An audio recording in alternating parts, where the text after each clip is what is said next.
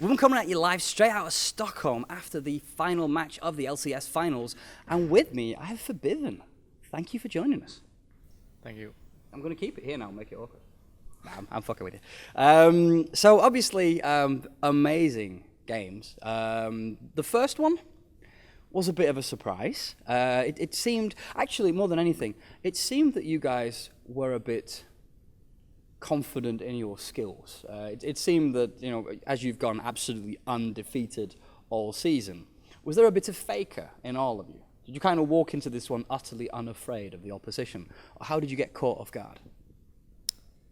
I think it had to do with our draft.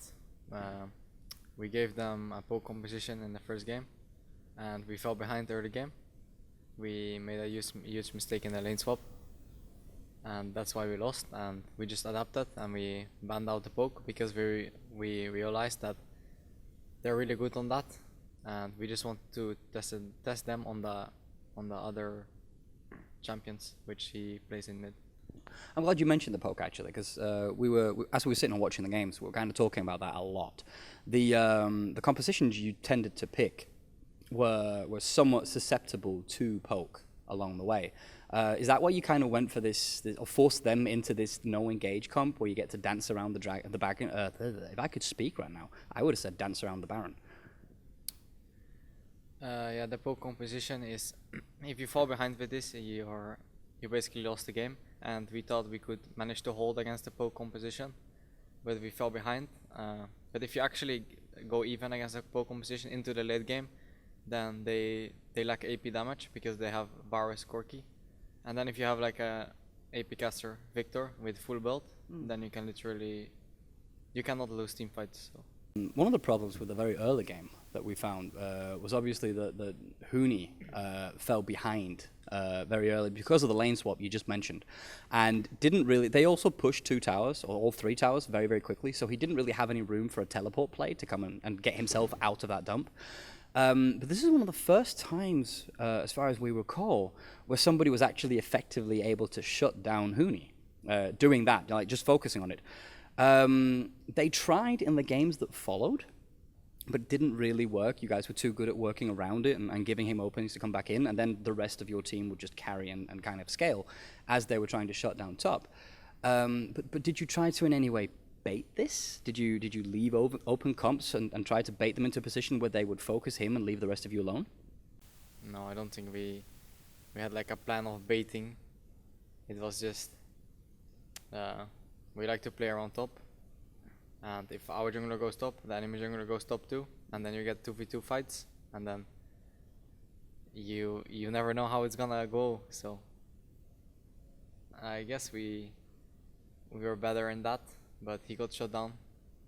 I think he lost lane against Soas a few times. Yeah. So yeah, I was surprised to see that. We all were. But speaking of that, actually a bit later, before I even jump into that, there's one thing I was looking at. You prioritized Elise over Azir in the third game. And you didn't really, I mean, you guys didn't really need Elise. Reignover's fairly good on tanky junglers as well. He doesn't really need her. So it wouldn't have been the end of the world to give it to the opposition. But on the other hand, you lost out on Azir. Is it because you just don't really want Azir anymore? Is he not interesting for you? Or weren't you afraid of Xpeke? Wait, in the third game I played Lulu, right? I can't even remember. Yeah, you did, yeah. I played Lulu against Azir, yeah. No, I just picked for the composition. And the Lulu fit better in the composition, so I went for that. But I really wanted to play Azir in this series, but they banned it and they pick it, and there was never a real good opportunity. Okay. So we can expect to see more Azir from you in the future? No. Damn it. I remember from our talks with Daylor that your plans and compositions are very optimized, they're very strategized, but they're also very strict going into matches. Is this still the case? Is that what we've been seeing coming through this entire split, where you guys have been practically untouchable? Yeah, we have practiced many strategies and our champion pools are huge. So it's really hard for the enemy to actually shut us down in the best of 1. But in the best of 5 it's think it's easier for the opponent team, and I really feel like like today we have been tested. Meanwhile, I thought against Unicorns I didn't really feel like we were tested because I didn't really do much in these games. I was playing Azir.